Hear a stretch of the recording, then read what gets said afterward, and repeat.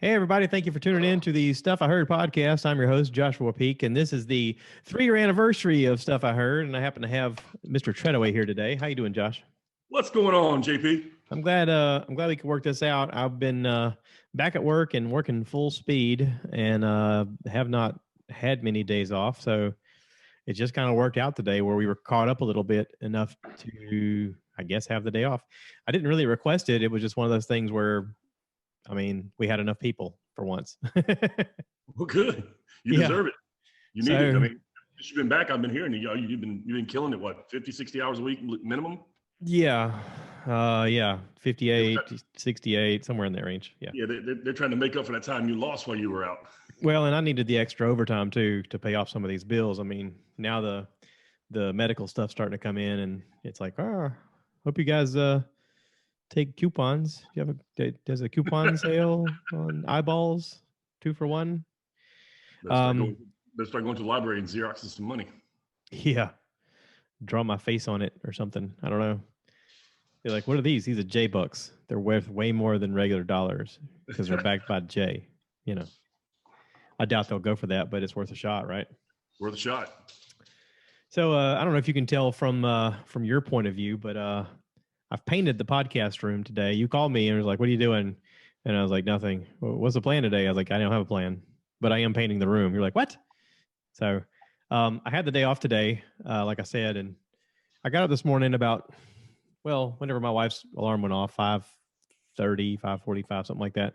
So I got to sleep in a few extra hours, considering the day before I got up at 2.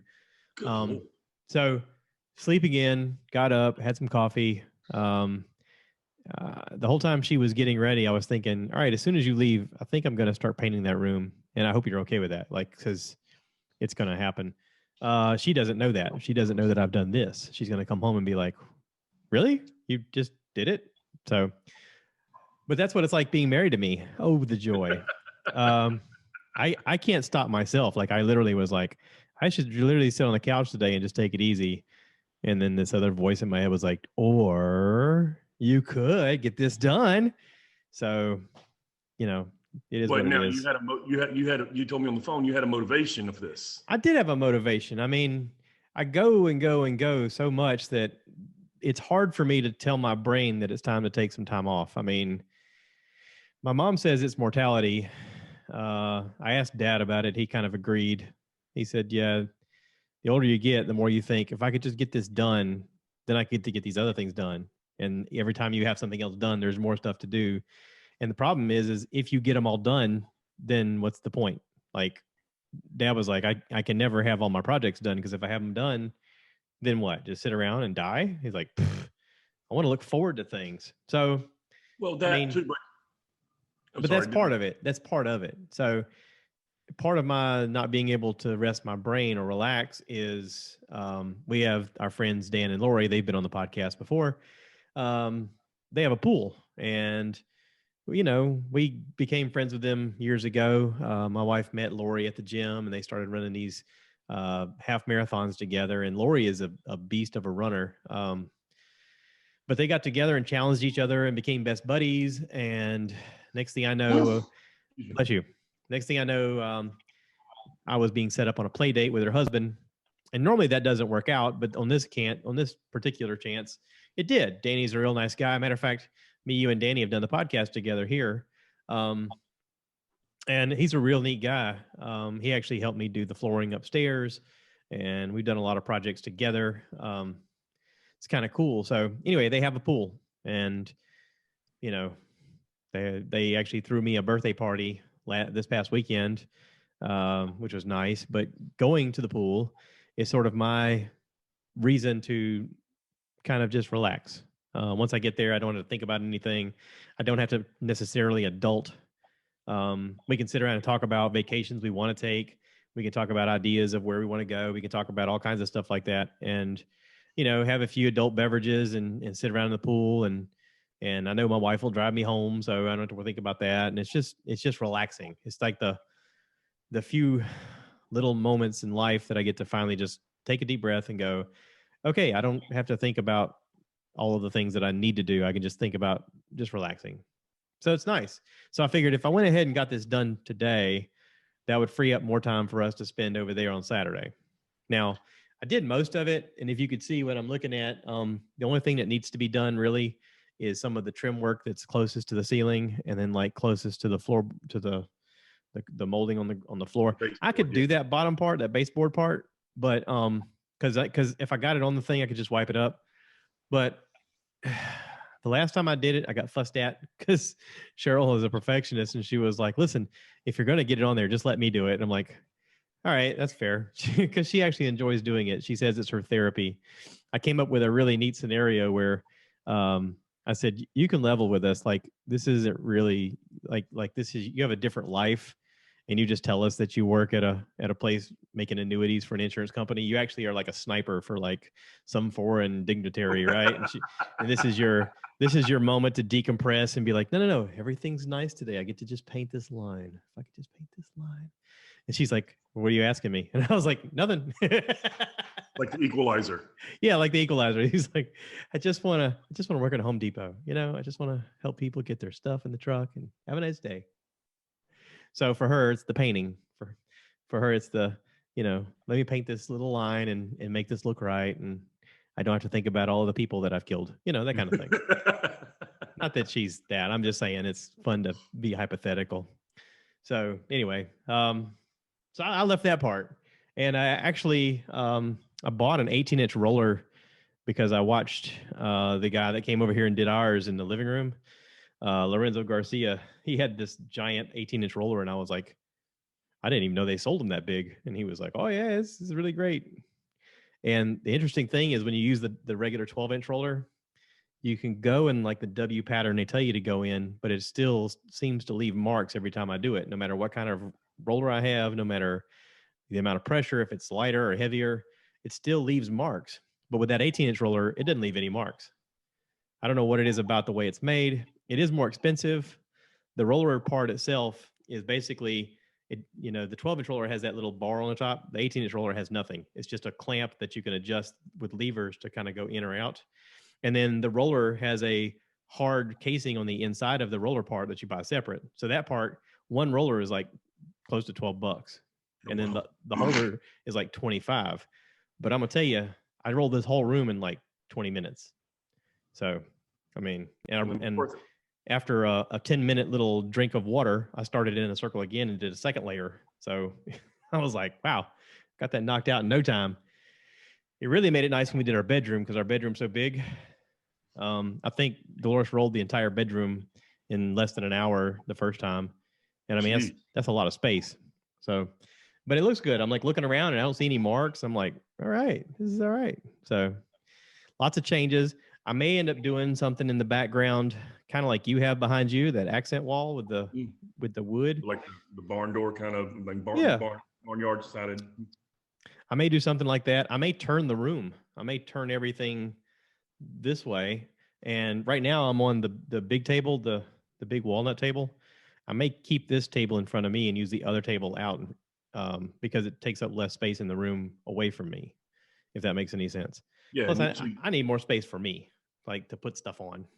So anyway, it is what it is. But I miss doing our thing, man. I miss hanging out and doing our little Zoom. I thought about that the other day as well. I mean, granted, we haven't had a Mandalorian or a WandaVision. Now we did have the last couple episodes of the Falcon and Winter Soldier we hadn't talked about yet. Yes, I saw your shirt. That's beautiful. Oh, well, we do have the Bad Bunch to talk about. I got one of those. I got this for my birthday. The Bad Batch. Yeah.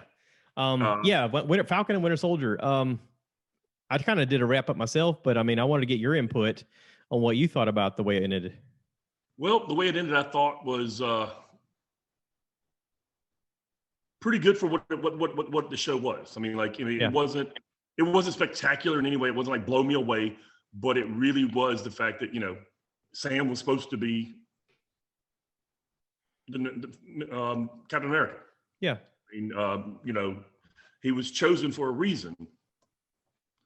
And I didn't know that the other guy, John Weller, he's supposed to become another guy called U.S. Agent. I didn't even know Yeah. there was a thing called U.S. Agent until after the show, and I was like, wait, what happened to him? So I Googled it, and there's some kind of like Wikipedia is like the Star Wars Wikipedia. There's a Marvel Wikipedia type thing where it's all it's Marvel stuff, and it talks about U.S. Agent, and I was like, oh, okay, so we're gonna see more of him and like Black Ops kind of stuff, where he sort of is an anti-hero.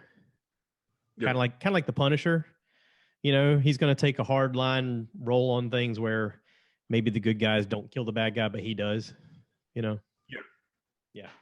I can see that easily, and I didn't know much about him at all. I didn't know much about that character either until I actually listened to you talk about it on the podcast, where you did a little bit more deeper dive into it. Yeah, and as much as I didn't care for him as Captain America, as the show went on, like he really got into his own element, and he really sort of captured that role of a guy who was like, all right, you know, I've had it. I'm gonna unleash basically hell on earth, and he had that moment where he got to be the good guy at the very end to save the kids or save the people on the bus. You know, it was sort of his redeeming moment where he could have chosen to kill people, but he was like, I've got to save these people instead. So kind of redeemed him as a character. Obviously, it is good in him, and he's a good person by nature, but he's also been trained to do what's, right for America kind of thing. Yeah, but I agree with Greg. The best scene was him standing with that bloody shield over that guy that he bludgeoned to death with it. I mean, that's that image is going to be hard to forget. It was very hard to forget, but I'll tell you, I really enjoyed the last image of Sam in the Falcon suit with the Captain America suit. Yeah.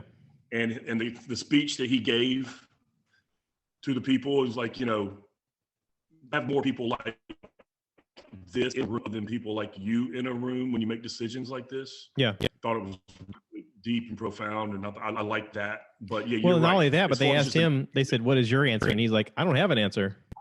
He said, none of us do, Exactly. Which is, but you're right. But as far as just a picture in your head, that was the most poignant moment of the whole show. Was him standing there with the blood dripping off of the shield. Yeah. I did like Sam with the wings and the full Captain America Wakanda outfit. I think there's going to be more for that because, Bucky basically had the Wakandans build it for him. And I think it's going to be helpful because I think it's going to give him an extra bit of protection where he does not have the super serum. He's not this superhero per se, as far as genetically, but I think this suit is going to help him battle these people a little better, which we saw that whenever he faced off with Kylie, which he didn't want to kill. And whenever she's full force against him, he basically used the blades of the wings of his suit to hold his place while she was trying to shove him. Whereas if he hadn't had that upgrade, she probably would have ragdolled him. Yeah, she'd have ripped him apart. Yeah. So, I mean, I'm also happy for him as an actor. Like, he's been in a lot of stuff where he's been a supporting character. I mean, I think I first saw him in a movie with Matt Damon, where he was like one of those black hat guys where they would put on a hat and walk through a door and it would open up to different places. And it's supposed to be that they like set the record for making things happen in the world. And Matt Damon was supposed to be a politician. He was supposed to do whatever they made him do, and he didn't. And this guy like took over and helped him. And Anthony Mackie's always popped up in stuff where he's been like an amazing character actor. But this was his first chance to sort of softball pitch the idea to the American public that not only could he be a leading black man, but he could also be Captain America as a black man.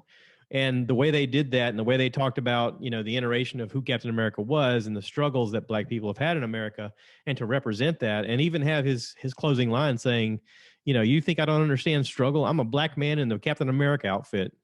Yeah. I mean, that's pretty poignant to say, and also really important for young kids to hear nowadays, because whether you're black or white and you're watching this show, it should shine a light into your eyes of what our history of America is and how young our history is, and how for a long time, people of color have been overlooked and used. And, here's a good representation of how he's just a man. Like, he's just trying to do the right thing. Bucky it turns into being his buddy at the very end. You know, they're hanging out with the family, and it's just the underlying message is at the end of the day, you know, we have to move forward because we have a choice. And as angry as Isaiah was, I totally understand why he was mad, you know, but Bucky, but Sam, you know, like he said, I got to make the choice because this is what I feel is right. Well, I think also it was a big moment when Sam met Isaiah. Yeah. Because, I mean, he didn't think that America would allow them to have a black Captain America. But meanwhile, he technically was the first black Captain America. Yeah. But they kept it under wraps because they didn't want anybody to know. And for anybody out there listening and you're thinking this is all propaganda and this is not real, Google it. Because Isaiah Bradley was Captain America for a lot of years. There was a lot of discussion about what was going on. Comic books for years have been written by people to kind of represent what's really going on behind the scenes of America and the world. But it's always been in the light of, oh, this is a fictional story and we're drawing cartoons. So it's just it's like a representation of our idea. But now you see like, oh, like this was some stuff that really went on. And it's just obviously it's just another version of what was really happening in real life. Right. I mean, it's Hollywood up a little bit in the books, but it's a true story. Yeah. You know, it's paying homage to people that didn't get any kind of credit. Yeah, absolutely. I mean, so it's a good story. Stan was good that way. Stan was really good that way. Stan was really good at telling everybody's story from different points of view and always remembering to say, what about the little guy? Like we're always telling a story about the little guy. It started with characters like Spider-Man, you know, the little guy who got pushed around, or even Captain America, whenever he was a young man wanting to go into the war to fight the Nazis. He's always getting pushed around until one day he could stand up for himself. You know, Spider-Man still got pushed around, but somehow got superpowers and now he can help people. It's always that story of the little guy got pushed around a little too much. You know, Bruce Banner turns into the Hulk eventually. You know, it's like, I want to be able to stand up for what's right. You know, and the best lines obviously is, you know, Captain America getting knocked down over and over again and them telling him stay down. And he goes, no. And he gets back up every time. And Sam kind of repeating something similar. They tell him stay down. And he says, I will not. Good. People need to hear that kind of stuff. People need to understand, you know, you don't have to take a back seat in life to what's going on. You can stand up for what's right. And sometimes it is the little guy that makes a difference. Sometimes it's the guy that you think is quiet or you think is not paying attention. Sometimes it's the guy that's just sitting over in the corner. But we should all stand up for what is right. That's how we make this country better. That's how we make this world better. And doing stuff like this podcast. I mean, I know this is stupid. This is simple. And a lot of people want to poo-poo it. But listen, this is an opportunity. No, people do. Trust me, I read the comments. But right. It's all in an effort to try and bridge a conversation where more of us are talking to each other. More of us are willing to talk to people who look different than us, that act different from us. Maybe they were from different backgrounds. But, you know, this is basically what I've been taught my entire life, whether it's being in the Marine Corps or being raised by parents who are, you know, hippies, basically. It's the idea of get outside your comfort zone, get to know your neighbors. And everybody's a neighbor. You just got to meet them first.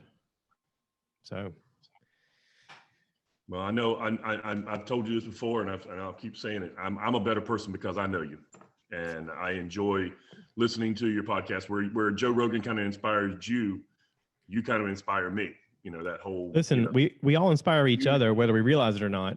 We all take moments where we can show each other reasons to either be better people or worse people. Was it Tim Tebow said, you know, they asked him, how do you feel about being a role model? He said, well, everybody's a role model. You're a role model. I'm a role model. Anybody who has anybody watching them, you're a role model. You could be a role model for good or a role model for bad, but everybody is a role model. And he was right. Well, Charles Barkley said he didn't want to be, but as he got older, you hear Charles Barkley talk nowadays, and Charles has got some very, he's a role model. He's got some very good. He's got some very bold wisdom type ideas of, you know, people think this is what's going on, but this is what's really going on. And he's been that way for years.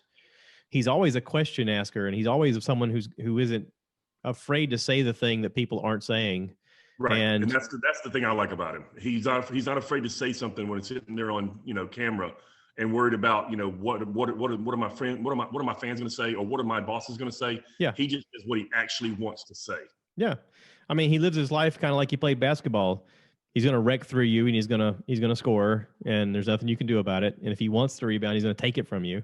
You know, I mean, he for all intents and purposes, you look at him as an athlete when he played basketball, and you're like, that guy shouldn't be able to do what he does. No, he shouldn't. He was very out of shape. Just, I mean, he was a regular Joe guy, except for he was a bigger guy. I mean, He's a big guy. he should not, there's no reason he should be a Hall of Fame greatest all-time basketball player, but he is. Yeah. He just had unbelievable talent and unbelievable will. Like his will to succeed outdid everything that had to do with him physically. I mean, some of my favorite players ever are guys who just played past what their body would let them. Like Dwayne Wade. Dwayne Wade's one of my favorites because he would blow out his knees and his ankles, and he would dive face first into a crowd to save a ball. I mean, he would commit his body to do exceedingly more than what he should be able to do. And at the end of the day, yeah, Rodman's the same way. But I like these guys that are like, I want this so bad that I'm willing to do this, like whatever the crazy thing is. And there's something admirable about that because, if you put Dwayne Wade up on an average scale of what the players around him look like, he was a little bit shorter. He was a little bit slower. I mean, there were Hall of Famers playing all around him all the time. And if he didn't play up to his maximum, they still weren't going to win anything. So he had to outplay what his physical body would give him. And I just liked watching him play for that. And Charles Barkley was the same way.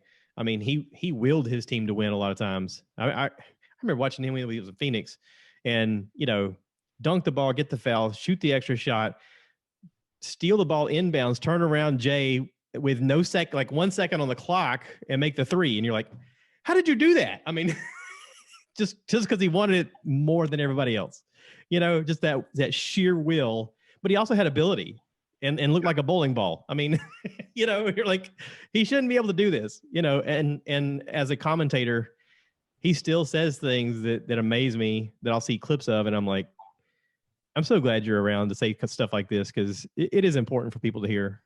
And that he has, even though he looks like like an athlete, he looks like a retired athlete who probably isn't the brightest.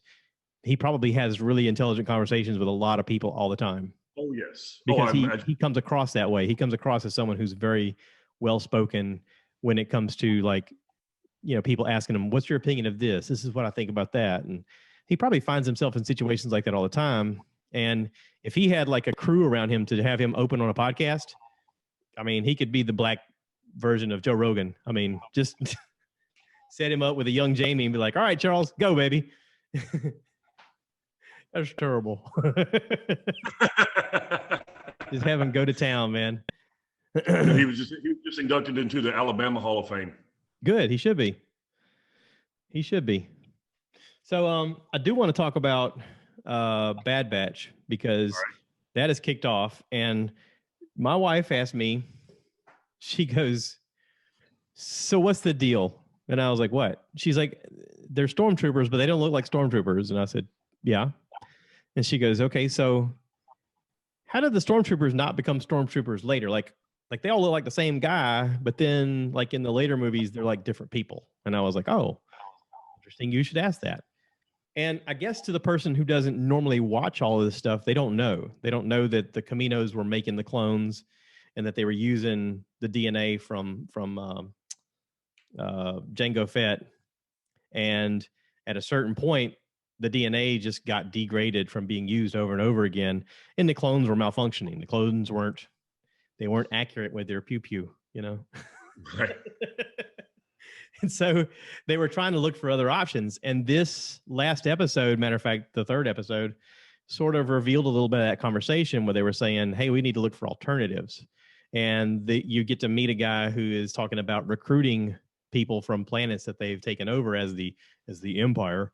And they're like, hey, wouldn't you like to work for the Republic? It's got good benefits. And you hear that little bit of conversation in this episode where they're like, oh, yeah, I definitely want to do that. But she still was like, okay, so how did this? What is Bad Batch? I don't understand. So, do you want to take it from there? Well, I mean, I can take it for as little bit. I mean, basically, it was just they were a genetic kind of defect, but Yeah. the defects were done on purpose. They were trying to see if they could alter DNAs in these clones to create different style instead of just having just your regular clone. You had your sharpshooter, you had your military expert, you had your explosive expert. They were given different tasks for it, but together they made up this immaculate, just unbelievable team. I mean, you saw it in the opening of the series. Yeah. When they're like, this is your backup. And they're like, the Jedi's are like, what? But I will say though, that I was a little bit shocked, but I mean, I'm not, because I mean, I enjoy it and you enjoy it, but this is not really kid friendly. No. I mean, from the get-go, I mean, they just automatically turn around and execute Order 66 and just start killing innocents. Yeah, and it's also part of the story. It's not been hidden that that's part of the story. I mean, it's been talked about in movies. It's been talked about in the animated shows. But in the movies, you understand that. In the TV, in these cartoons, even though we know they're more than cartoons, they're animated movies. Yeah. But cartoons, these young kids, like parents probably, oh, it's a cartoon, and just turn it on. Yeah. It's not really meant to let a kid watch without. And it's also, you got to imagine right now, there's a lot of kids that started watching The Mandalorian because of Baby Yoda, because he's so cute. A lot of women have started watching it because of Mandalorian. And so a lot of them are watching The Bad Batch right now and going, wait, what is this Order 66? And you talk about deep diving into a vast well. Holy crap. I mean, you can go back and watch episode 2 of the movies and see it happen as it happens. But really, the best is in the Clone Wars animated show. Right. Yeah, the Clone Wars, that's right. Those last 4 episodes, you get to see where Ahsoka is dealing with Order 66 being acted just as she's trying to capture Darth Maul. And then suddenly her own troopers turn on her. And there is that interesting struggle of, here this whole time, these soldiers have been your buddies, have been your best friends, have been the person you've counted on. And suddenly they've turned on you. And we see that in the Bad Batch right away, where first episode, within the first few minutes, they turn on the Jedi Master at the time and execute her. And I really think that the kid that ran away is going to be the adult that we see in Rebels, Caleb. I think I got the name wrong whenever I Googled it. I think it is the same guy. So okay, I'd be interested to see if that actually turns out, because when I Googled it, basically from Google, it said, yes, this is the same Caleb Doom. And I was like, oh, I've been pronouncing it Dune, because I thought it was like Cara Dune. I thought it was going to be like her sibling or something like that. But yeah, it's Caleb Doom. So it's going to end up being the same guy. And it's also, the kid's voice apparently was also Freddie Prinze Jr.'s voice, which did Caleb's voice in the Rebels show. Really? Yeah. That I did not know. You didn't know that? I did not know Freddie Prinze did that. And his wife, Sarah Michelle Gellar, was the voice of Ventress. Really? I did not know that. I did not go that deep. Oh, you got it. Hey man, you start Googling stuff and answers pop up. We're like, oh.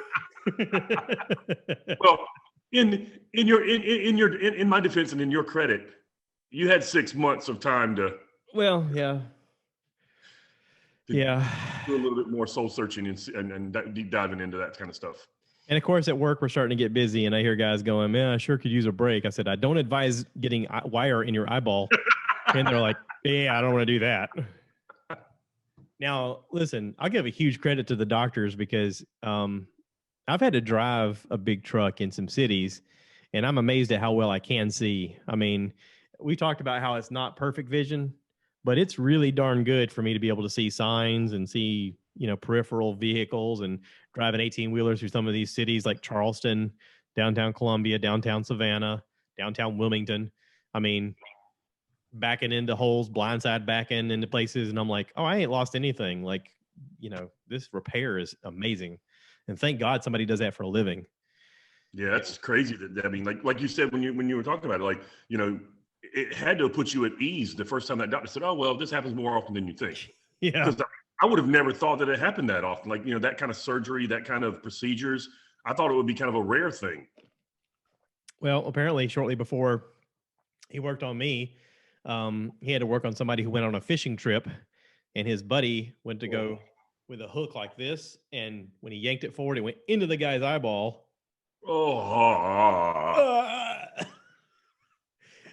I could just imagine how a fish hook looks, and I was like, I don't want. Oh my god! Oh my god, that is just awful.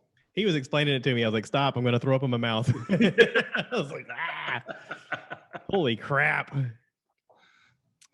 So yeah, but I'm back to the Bad Batch. I like the character development. I like the fact that they're still showing you what that inhibitor chip does. The fact that it's affecting Crosshair, which is one of their teammates, one of their squadron. They've taken him on a real dark road. Right. Well, and I also read a thing online saying that he may be the first of the Death Squad, where he like trains the Death Squad to be this ultra elite version of shock troopers. We see a little bit of that in him where he's just following orders and he kills civilians and stuff like that. And he orders others to kill civilians. He killed his own trooper because he disobeyed an order. Right. And it does fall into question, like Echo and Tech are working on that little device to try and stop that inhibitor chip from working. If they're able to do that, like you hear a little bit of Omega and Hunter talking about, it's just the chip, it's not him. Once they are able to neutralize that, are they going to be able to forgive him? So I don't know if he's not too far gone now.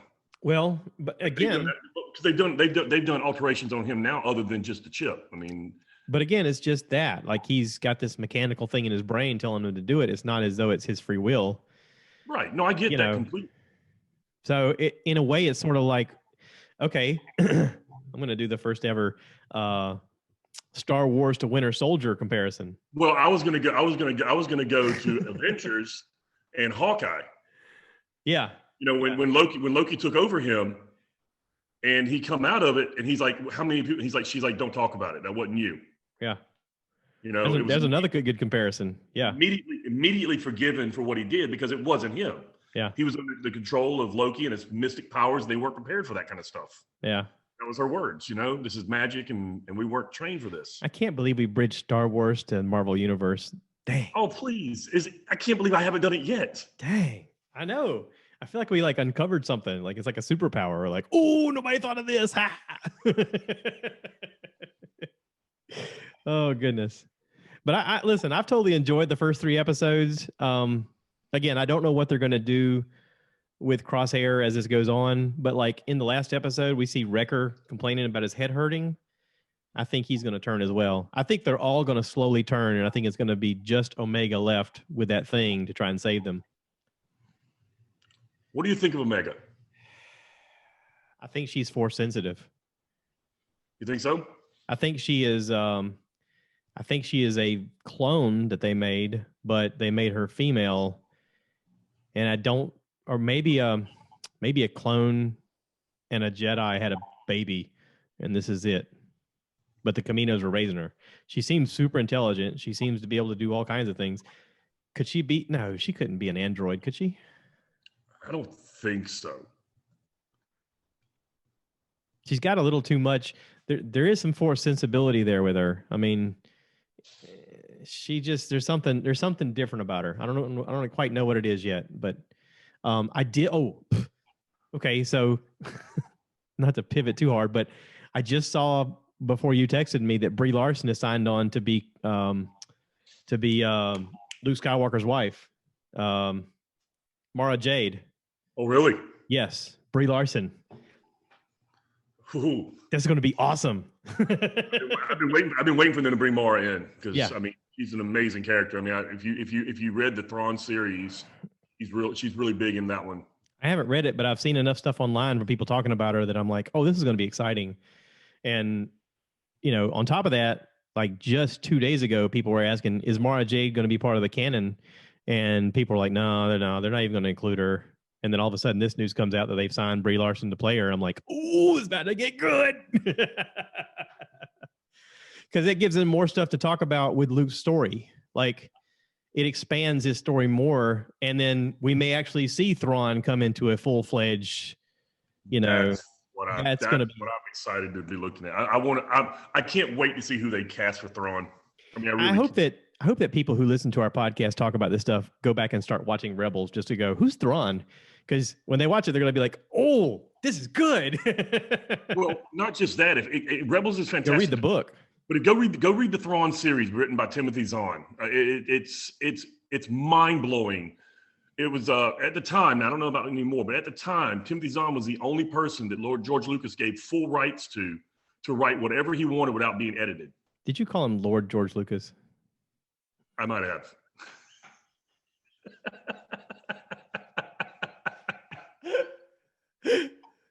that might have subconsciously came out of my brain. Yes, it might have. That's awesome. But I'm telling you, it is amazing, these books. I mean, I didn't read a lot, but my girlfriend at the time in college was a big Star Wars fan as well. And she got me to read these books, and I couldn't put them down. And they're technically supposed to be the next trilogy that was after the original. Yeah. Like these were supposed to be the following 3 movies.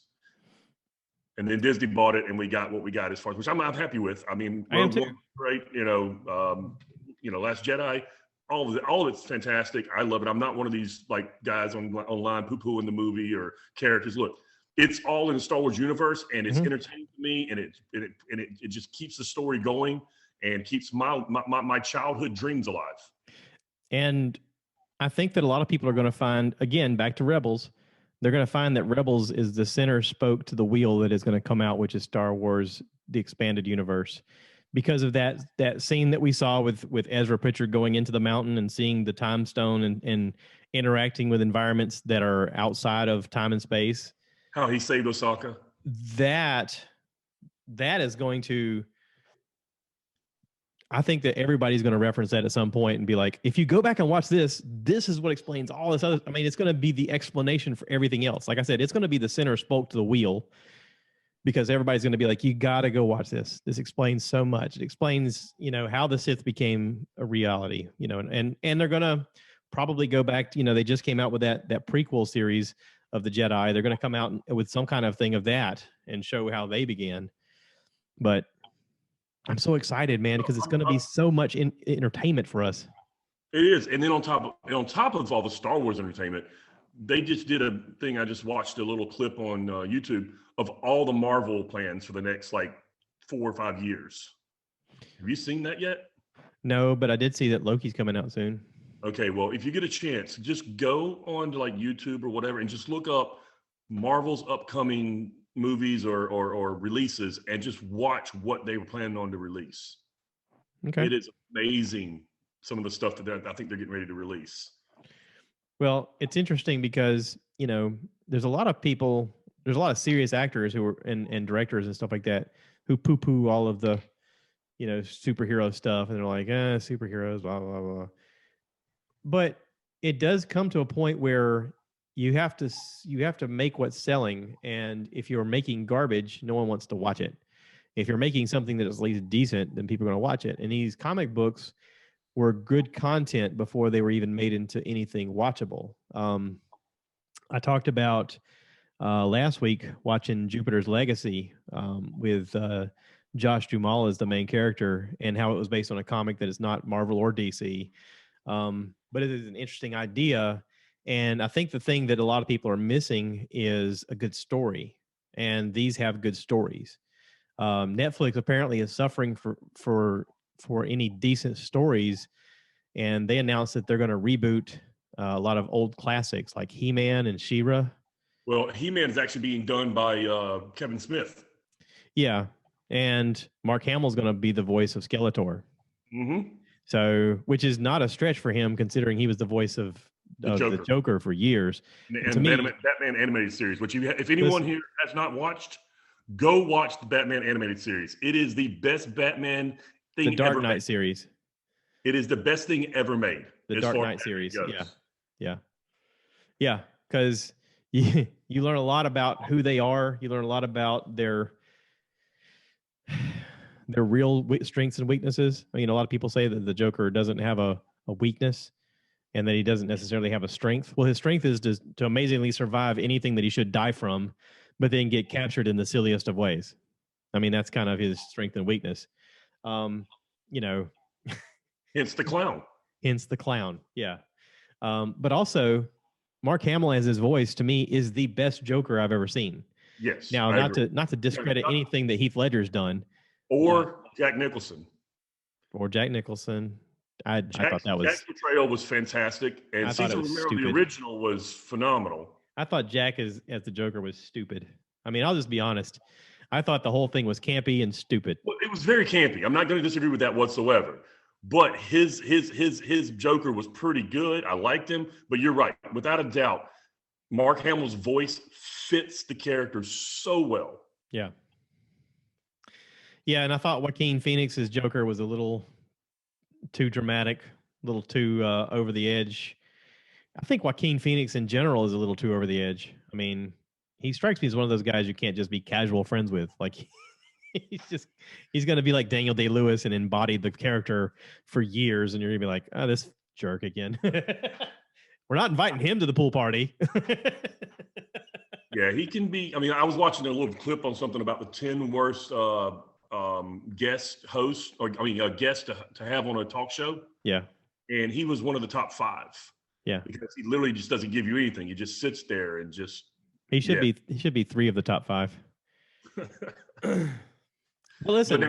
But now his portrayal of Johnny Cash was just amazing, dynamite, and the fact that he was brothers with River Phoenix, right, one of my favorite actors ever. Yes. And that could have something to do with it too. Losing your brother like that. I mean, he probably kind of shuts himself away from people. Well, I'm sure he's heard in Hollywood. Yeah, but you're no River. I mean, you're good, but you're no River. I mean, if River hadn't died, holy crap, he was a force. But yeah, Joaquin is no Joker. Mark Hamill's my Joker. Who's Jared Leto is awful. He's atrocious. Yeah. The only saving grace with that character is the fact that it gets Harley Quinn on the screen. Right. Yeah, because Margot Robbie can play anything she wants. Exactly. And she is an excellent Harley Quinn in Suicide Squad. Not Suicide Squad. What's the Birds of Prey? Birds of Prey. Oh, yeah. Phenomenal. Great. That's exactly what you want from Harley Quinn. She's obviously studied the character to play that, because it was this aloof, super genius, realizes she's sexy, but can also kick your ass kind of character who, at the end of the day, is just in love with a guy who's wrong for her. I mean, that's it. And it doesn't matter if you're a superhero or a supervillain, she'll kick your ass. and still just don't mess with her pudding and you're okay. Right. And if he screws up, well, she's going to fight him too. Rocket. Yeah, you're right. Jared Leto is awful. Yeah, he's awful. Awful. He's a good actor. He's awful as the Joker. Not a Joker. That's a wrong choice, in my opinion. Yeah. Who's your favorite Batman? Favorite Batman?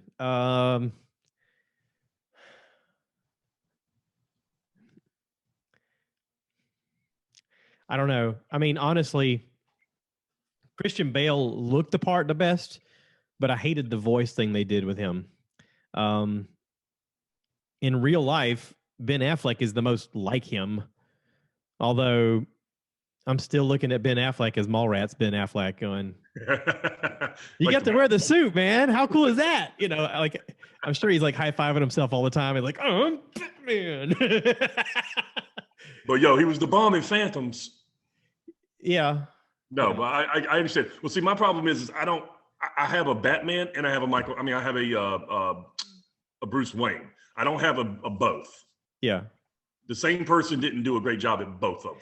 Okay. If we're going to do that, then to me, Ben Affleck is Bruce Wayne, but as Batman, it had to be Christian Bale, but the different voice. I hate the voice. The voice when he's trying to I hate that thing.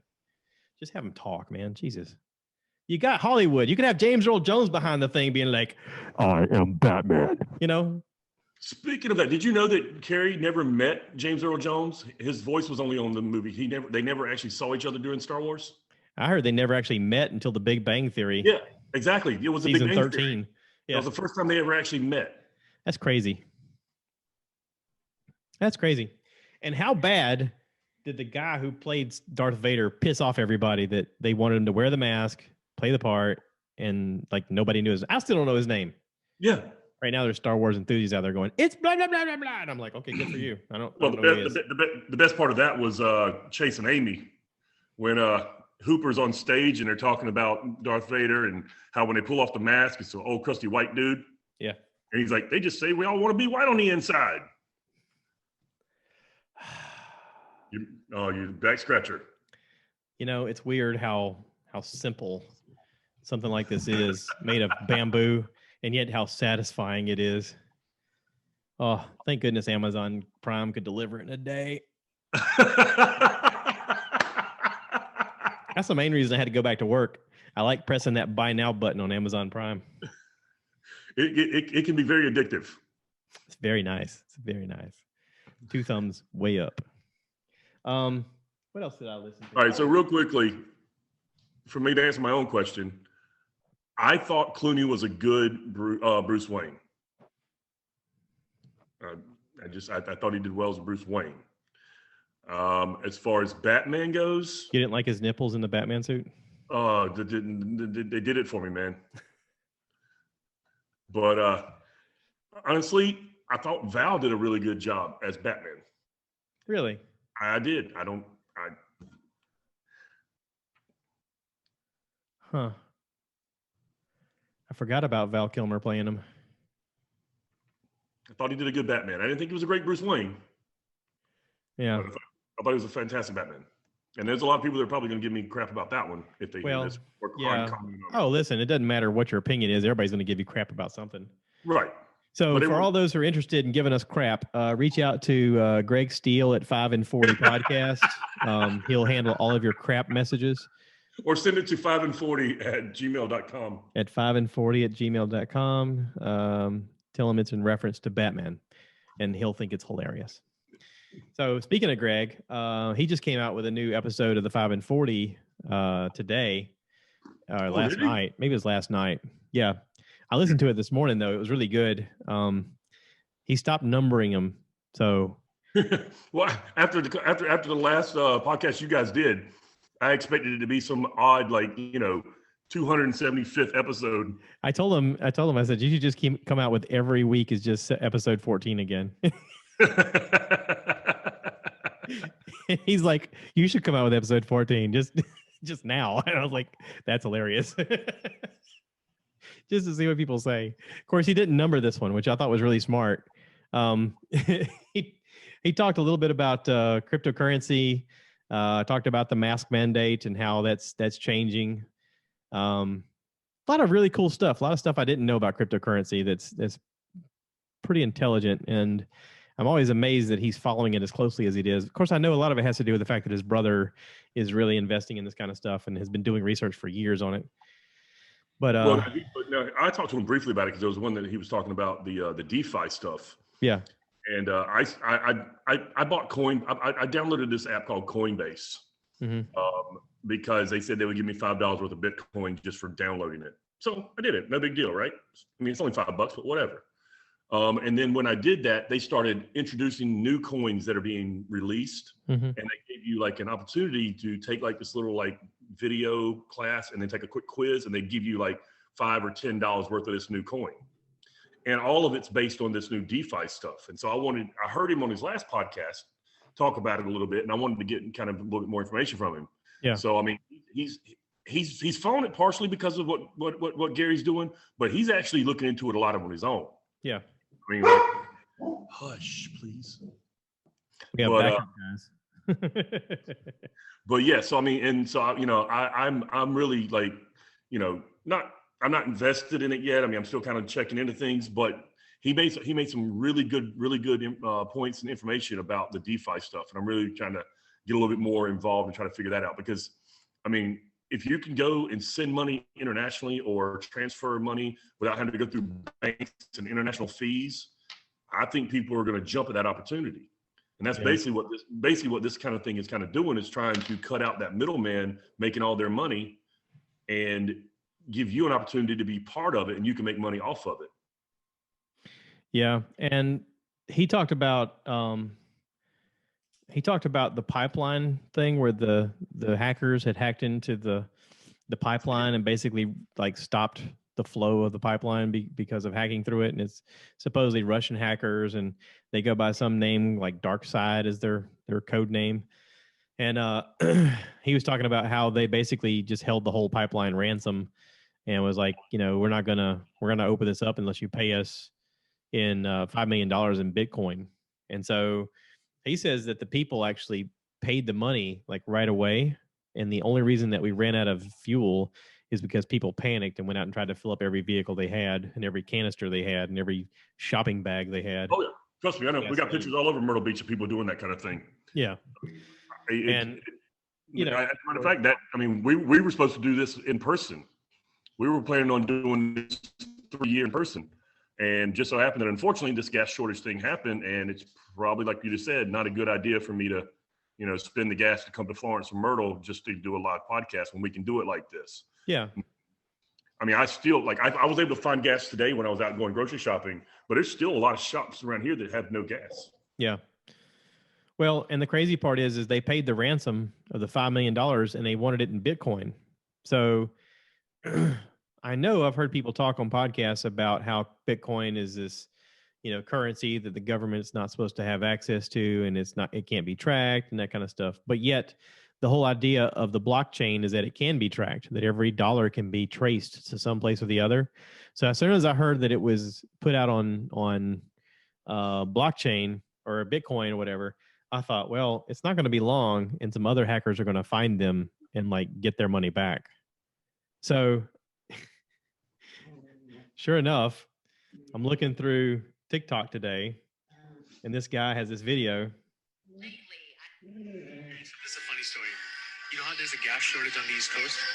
That's because a group called the Dark Side hacked into the Colonial Pipeline in Texas and used ransomware to take control of their systems. Then they demanded $5 million to give them access back to their systems. Now, once they got the money, the hacker group, the Dark Side, has just been hacked. And all of that money has been stolen, which was in cryptocurrency and additional Bitcoin that they had. I mean, so other hackers went and hacked them. How dumb you have to be to not know that that's going to be tracked and you're going to be easily found? That's funny. That's so funny. Of course, I've had Jeff Veely on here before. He's my computer expert guy who actually works for the government. The guy from North Carolina, right? Yeah, and he does a lot of this kind of cybersecurity stuff for companies and for the government as well. And I thought, I could just see Jeff going, "Oh, you're going to do what?" He's got his little Hall of Doom with like 12 screens around. He's like, "Oh, we'll find that money right now."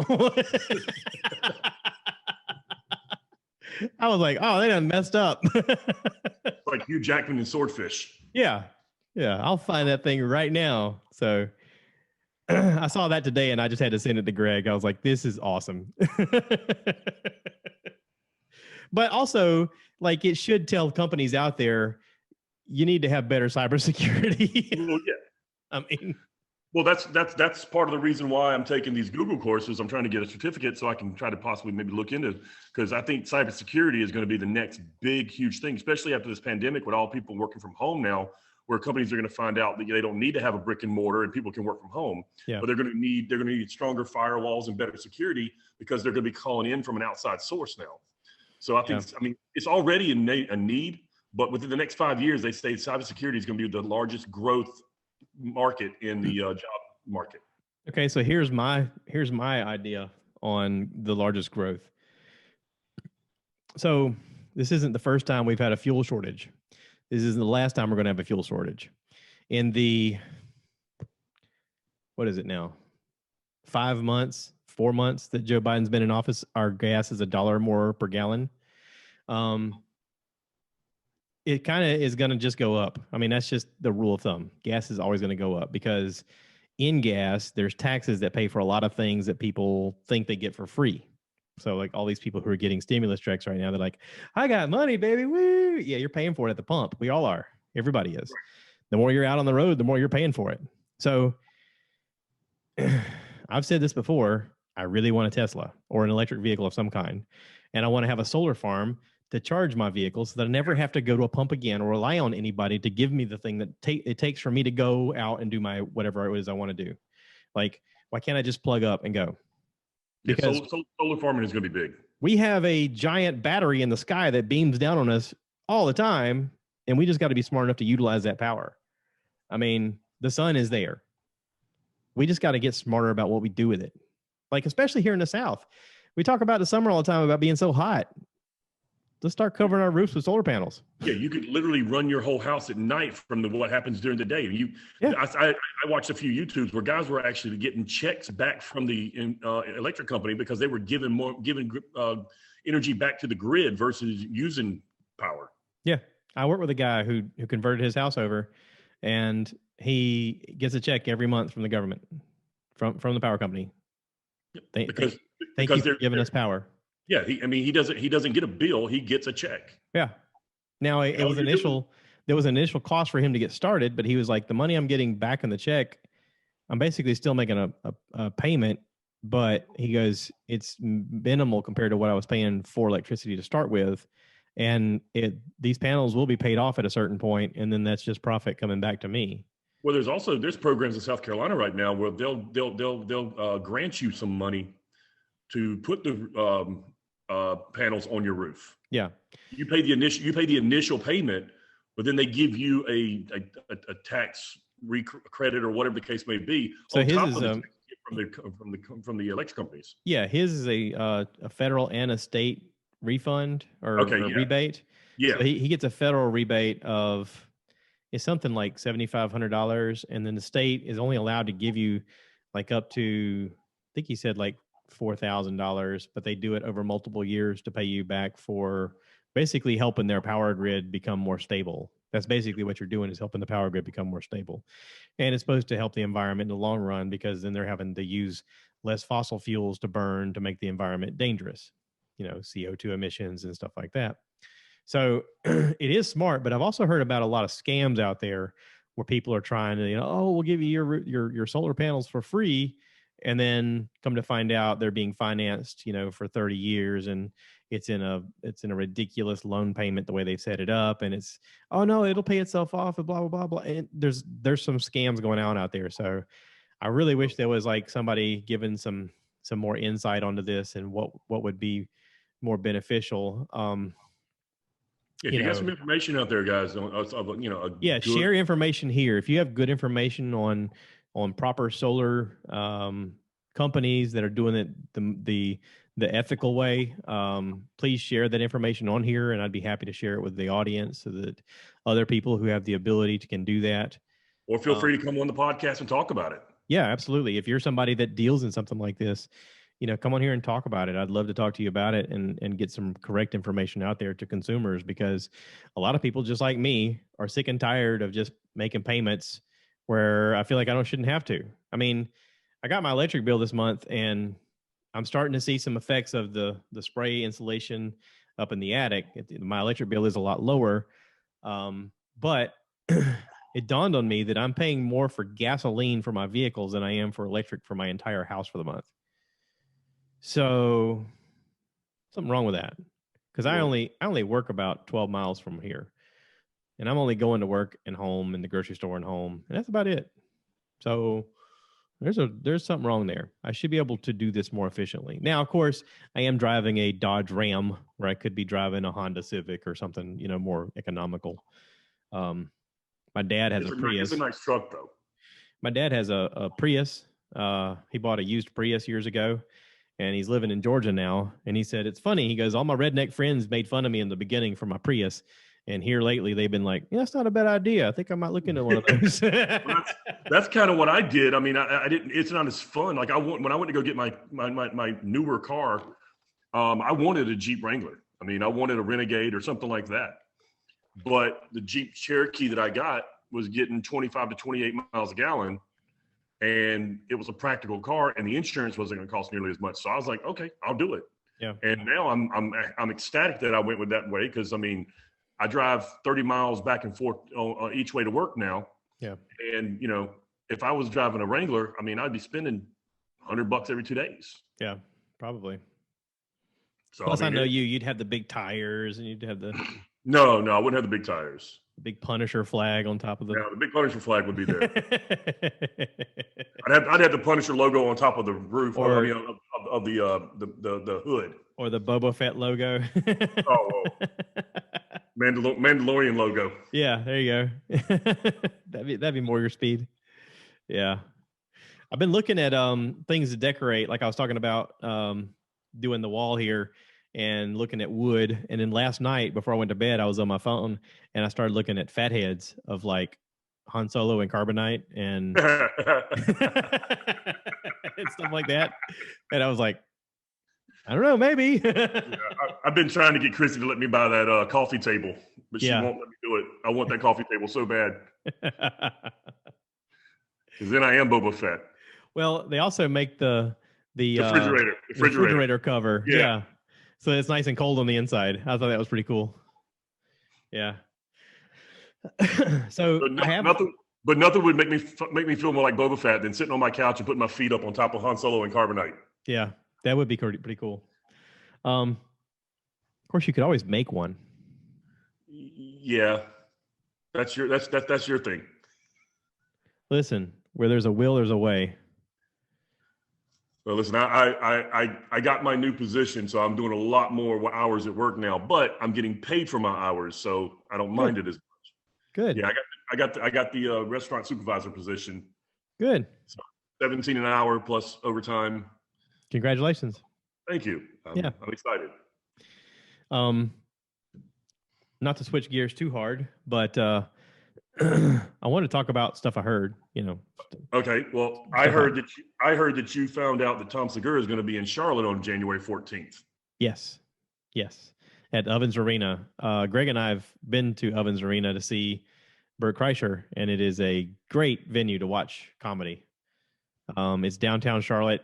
There's a hotel within walking distance. There's lots of neat little restaurants and bars to go to. But yeah, I'm very interested to go see Tom Segura in his Coming Everywhere tour.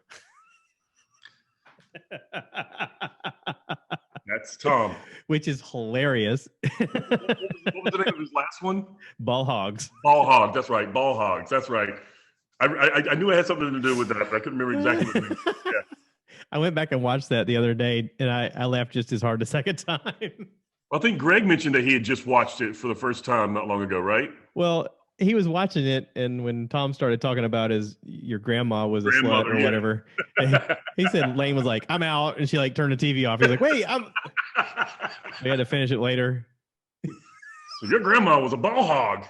Yeah, which I thought was hilarious.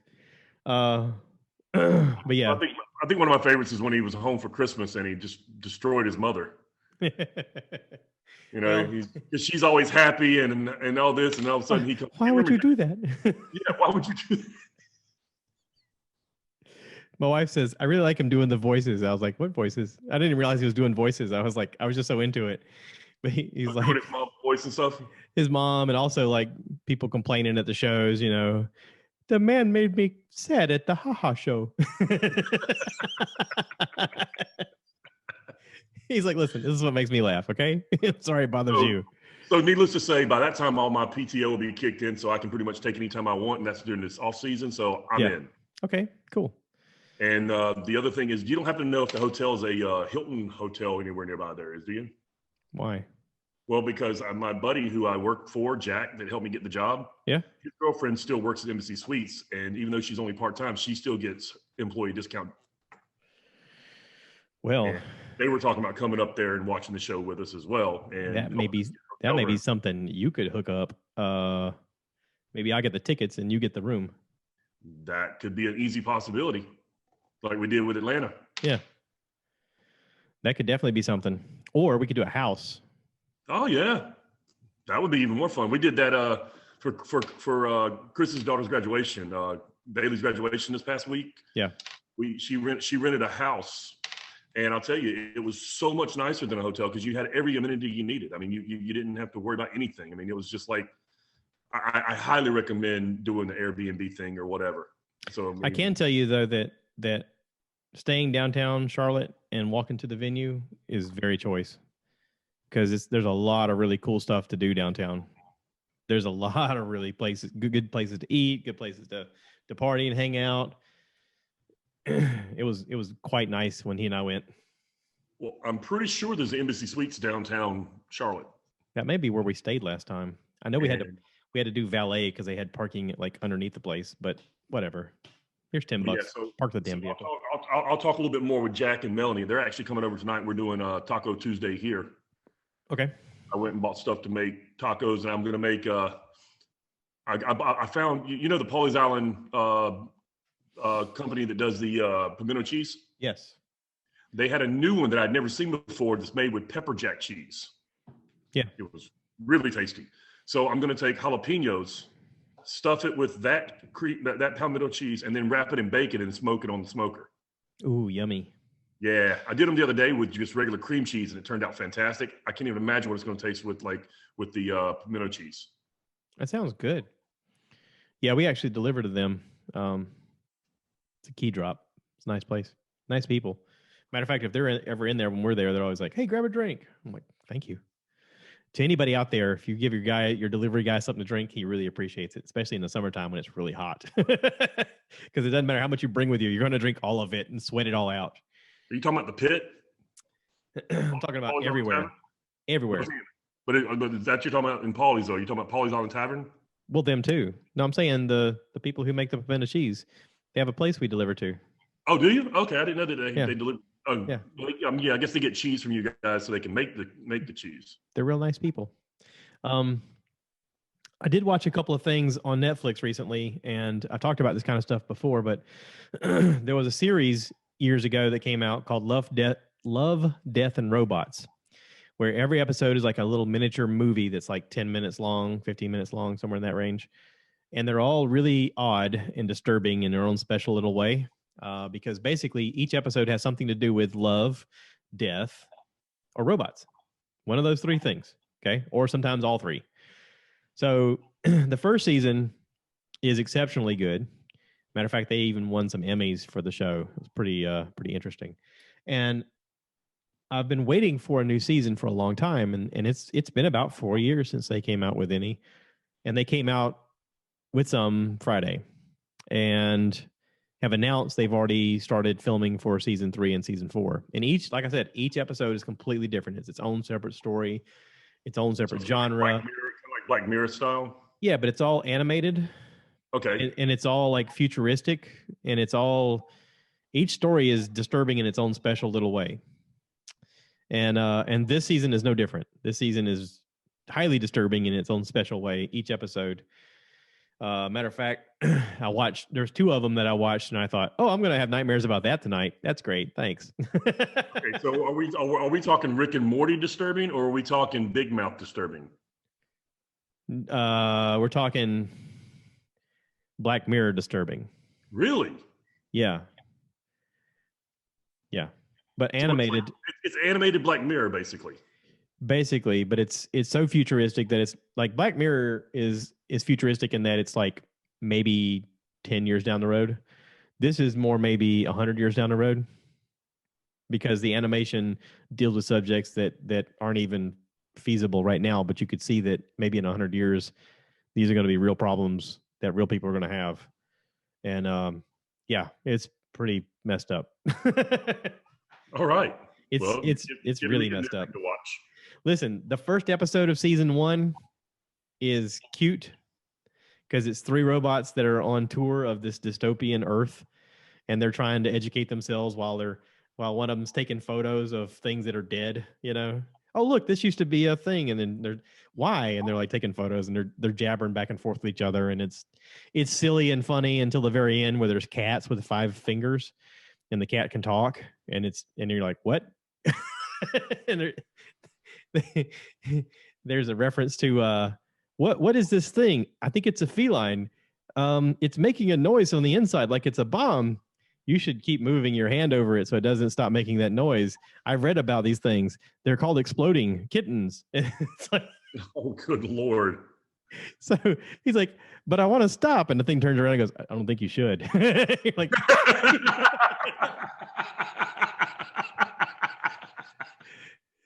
okay. And then they come across more cats, and and then they talk about how once the cats figured out that they were genetically changed to have 5 paws, they could open up their own cans of tuna, and they didn't need people anymore. And it was like, what? So listen, that was just the first episode. It's just a blurb of what it is. You got to watch it, because then each episode is disturbingly more disturbing. I'm definitely intrigued. You've piqued. Listen, like I said, each episode's maybe 10 minutes. Just watch one, and if you like it, watch the next one, and then call me later. Kind of like I did with Rick and Morty. Yeah. Which I got to go back and start watching that again. Very disturbing. Oh my Lord. I think I'm about 6 episodes into season 1 on that. So yeah, Love, Death, and Robots. Everybody check that out. And if you've watched it, let me know what you think. What was your favorite episode? Which one bothered you the most? For me personally, well, I don't want to give it away. We'll save that for later. Yeah, that'll be a later. I'll catch you on our next one. Cause I'm going to watch this, especially if it's only like 10, 15 minutes. I mean, I can watch those and come home and watch a few episodes and then go to bed. And it's one of those where if you're playing with your phone and it's on, you're not going to know what's going on. You got to put your phone down and be like, okay. Because all of a sudden something's going to happen, and then 10 things happen, and then it's over, and you're like, holy crap. Like it's... I think you mentioned that same thing, that you started watching something, you were playing with your phone, so you just put something on just to kind of, in the background, and all of a sudden you couldn't play with your phone anymore. Rick and Morty was like that. That's what it was. Okay. Rick and Morty, when you said that was. Okay. I was like, I don't know what's going on, and I can't stop looking at it, but I need to put this phone down so I can pay attention. So that was good. That's my thumbs up for the week. Well, I say the week. I just did one of these this weekend. My thumbs down is one I really was surprised. I thought it was going to be great. A movie called Tenet. It came out during COVID, and it was at the theater. I don't know who went out to see it, but it looked really fascinating. It's this black actor is the main character. I don't know his name. I forgot to Google it. I was going to Google it and write it down. He's an exceptional action star, and I think all of the actors are from England because everyone has like a British accent, which makes it a little hard to understand sometimes. I actually need to go back and watch it again with subtitles so I can understand what they're saying. So because of that, I give it a thumbs down. Now, the thing that makes it really cool is it has to do with time travel and the fact that this guy at a certain point is not living forward in time. He's living backwards in time. Interesting concept. And he's not the only one. And so he's trying to solve a problem as he's living in reverse time, which is crazy because there's battle scenes where him and others who are in the same as him are in reverse order, from like a car chase scene or an incredible like action scene on a battlefield where things are exploding and like a building is like reforming itself as he's running through this environment. And you're like, holy crap. I mean, just the planning involved. Okay. So to give you some reference, this is a Chris Nolan project. So from the mind who brought you Inception, this came out. It says written and directed by Chris Nolan. I'm like, this dude's doing some serious drugs. I mean, holy cow. Well, that's what I said about the guys who did Rick and Morty. That wasn't just weed. Them boys was tripping on some stuff. So Tenet, I mean, I still give it a thumbs down because it's really hard to understand, mainly because of the accent, but also like it just needs. It's so hard to follow because some of it is in reverse order, and so some of the character development is in reverse order, and some of the interactions are in reverse order, and it's almost one that you have to watch over and over and over again to understand really what's going on. And I don't know that I have that kind of time or want to commit that kind of time. It seems to me that it's like what I felt about Memento when I first watched it. It was a new concept. It's something I'd never seen before, and I didn't know if I liked it or not. What was Memento? Memento was the guy who had amnesia and woke up every morning, and they started at the end of the movie and worked its way back to the beginning of the movie. I don't think I saw that. You might want to check that one out. It's interesting. Basically, he goes to bed every night and forgets everything. So he gets tattoos on his body as a memento. As a memento to remind him of what happened that day, because he's trying to figure out what's going on. And it starts at the end, and you see all these tattoos, and then little by little, you start seeing less tattoos because it's moving backwards in time, and you see the day that happened that caused the tattoo that he looked at that's new. That's a crazy idea. It's an interesting movie. It really is. That's a really crazy idea. It's called Memento. That's like 50 First Dates if she was a tattoo artist or meth head. Something similar like that, yeah. Yeah. But imagine if 50 First Dates she was a meth head. But yeah, it's where's my teeth? It's got to be like 15 years old. Memento is. Yeah, it's a crazy idea. I can't believe I hadn't heard about it. I had to watch it at least 5 times before I actually caught what was going on completely. Like, you miss so many things because you've never seen a movie that way. And that's what you're telling me. Tenet, I think maybe in your brain, because your brain's like, I've never seen this before. I don't know how I feel about this. And I was paying attention. Like, I put my phone down because I was like, I've heard people say you got to pay attention. And I was paying attention, and I was like, every couple of minutes, I was like, what is going on? Like, what? And he was having conversations, especially with a guy at the end where he's like, it was nice to meet you. And he goes, actually, you recruited me. He's like, what? He goes, we'll get to that part.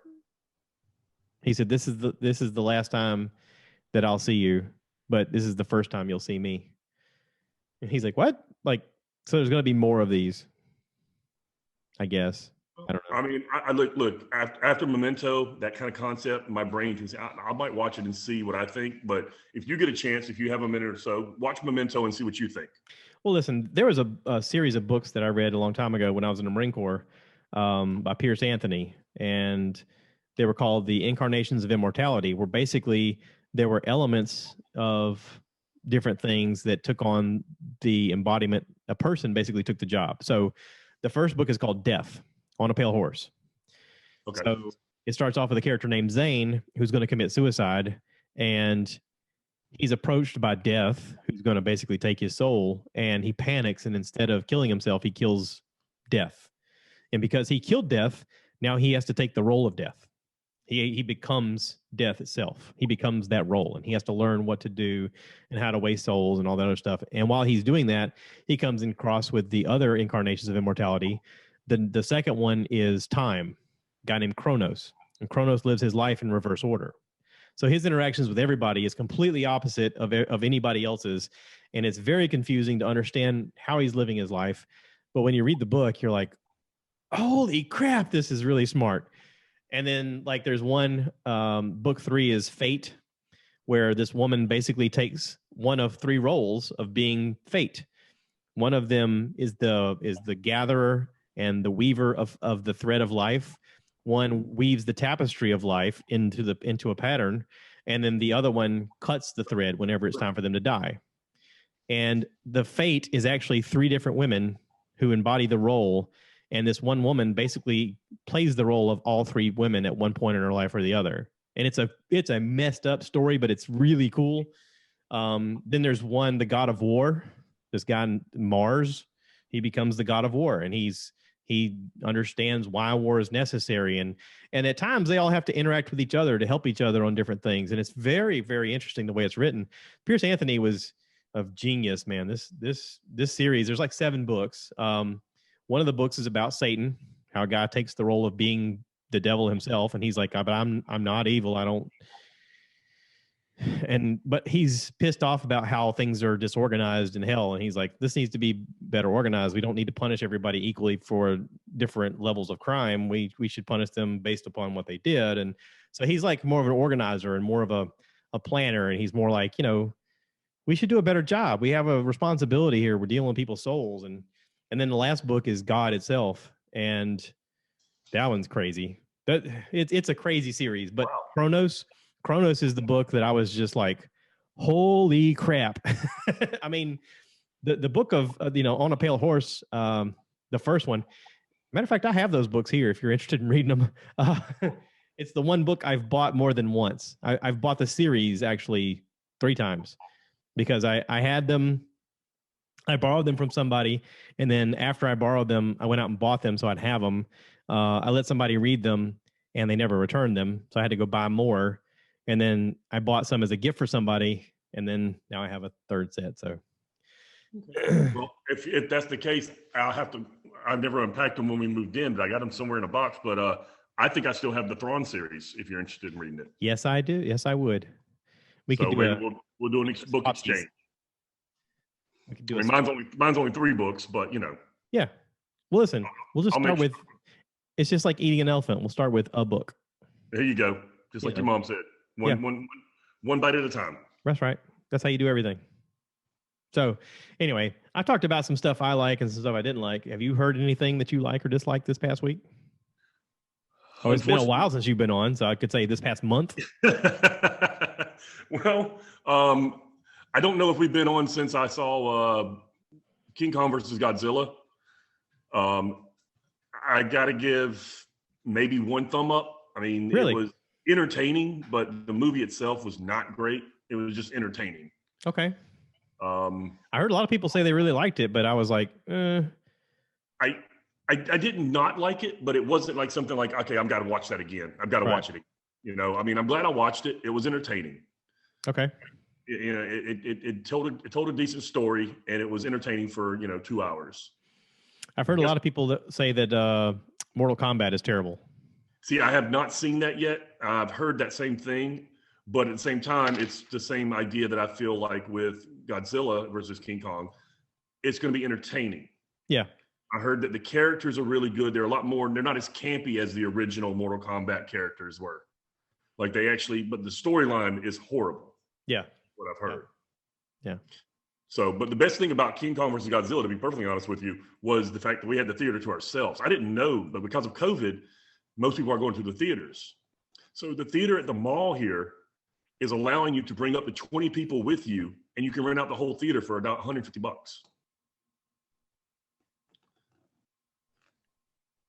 Yeah. That's assuming I got 20 people I like. Well, but we only took like 12. But I mean, that's a cool idea, especially when you talk about for the money, and you're around people that you feel comfortable being around. I mean, that's smart. But it also, folds into that idea of the, like Disney Premiere. We talked about how you could basically pay, $30 and you get to rent it at your house where you could have as many people over as you want and watch it in your underwear and pause it whenever you want, go get popcorn or whatever you want to do. It's still a bargain. And I agree that's the best way to do it. I mean, honestly, the best way to do it is just watch it through the Fire Stick and, not pay a thing for it. But that's here or there. I didn't say anything. But get that wheel of death going, loading, like son of a bitch. Yeah. Sometimes I'm not. If you can find some good sources. But anyway, the thing is, I mean, if you think about it, after you pay for the tickets, I mean, you're looking at $12 to $15 a pop. If you get enough people that want to see the movie for $150, you get 20 people. I mean, tickets are like $10 a piece. And then the theater gets to make money. And then they get to go, we fooled them with this sucky movie. Yeah, that's pretty much what happened. Yeah. But I got to see some really good previews. Yeah. You got Black Widow coming out soon. I'm excited about that one. Yeah. I'm looking forward to Scarlett Johansson. Get a little bit more of that backstory of, Natasha. Who? Oh, yeah. Yeah. Sorry, I was thinking about Scarlett Johansson.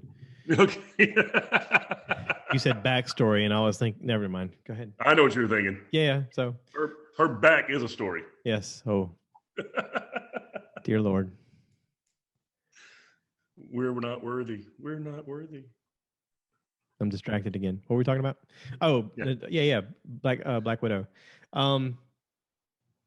Yeah. So if you said, all right, Josh, you get to watch Black Widow or Loki, which one are you looking forward to? Oh, wow. Honestly, I'm going to have to probably go with Loki.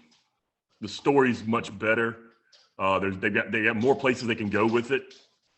I'm excited to see Scarlett Johansson on screen again, reviving the role of Black Widow. But the storyline of Loki has so many ways it could go. I love the idea of the multiverse. Yeah. Yeah. It's I just so love much the more. idea he's going to have to battle himself in all the different versions of himself. And I thought it's sort of like, what was the Kung Fu movie one where the guy had to go battle versions of himself, and every time he defeated one, he got stronger. It was like some martial arts movie. I don't know about that. But it's Highlander, basically. Basically Highlander. Yeah. Yeah. There can only be one. Which I don't know that he does that. I don't know that he has to kill them because it is Marvel. They're not going to do the killing of Loki. Loki's not going to kill anybody, but he's going to have to outwit them and like imprison them or something, or stop them from doing something. I'm pretty sure he's going to take them down. You think? I think so. Maybe because the idea of multiverses is the fact that these people, I mean, that's where we're getting ready to go to. Like this whole Doctor Strange into the multiverse is going to be just the catalyst for so much other things that are going to happen.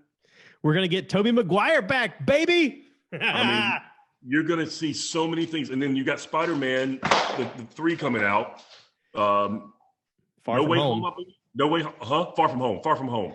Yeah, so that's going to have multiverse. That's going to have multiverse. They've already shown him, Tobey Maguire, Tom Holland, Tobey Maguire, and Andrew Garfield. And I'm like, oh, and also Alfred Molina is back as Doc Ock. And I'm like, right. Ooh, this is gonna be good. So yes, good. So I mean, what I'm saying. So like this whole Doctor Strange multiverse thing is going to open up a whole new realm of options and possibilities from where we're gonna see branches off of all kinds of movies. So not only that, but so can we just take a moment and applaud them for making a Doc Ock that actually looked great before CGI was what it is now? Oh, yes. Fantastic job with him back then. It was a wonderful job. This one's going to be bonkers good because they've gotten a lot better with the technology. But Alfred Molina has got to be one of my best favorite bad guys in any movie as Doc Ock. Ironically, I thought it was awesome. You'll never believe this, but maybe you will. One of my top favorites was Arnold Schwarzenegger as Victor Freeze.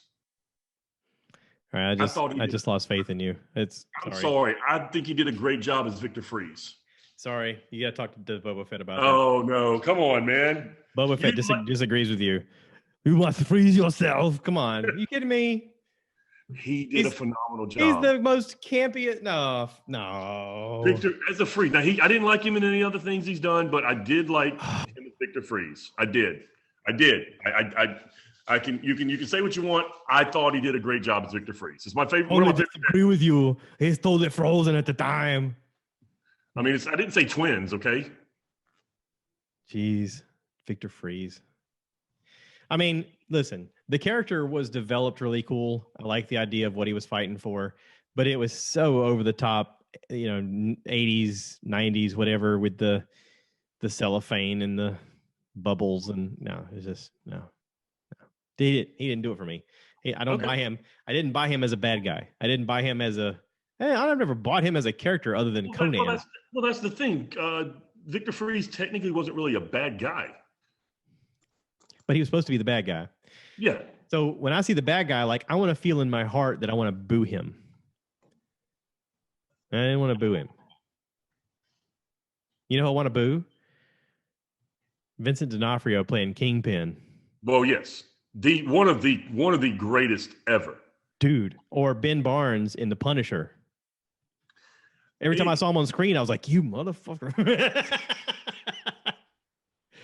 Listen, I want to see the guy and just hate him. It's like the Cersei's in Game of Thrones. As soon as you see him, you're like, I hate these people. God. And you can't wait for them to get theirs. You know what I mean?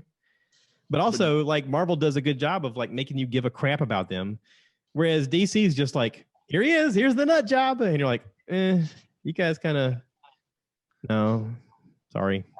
Yeah. Other than Joker, listen, Lex is Joker, DC. Yeah, Lex is not a very lovable character. Lex Luthor is at least a decent bad guy. I mean, he's been done as a decent bad guy over time. My favorite is still his Michael Rosenbaum's version of him. Yeah, that's good. Still my favorite. I mean, it showed a humanity side of him before he became that, Yeah.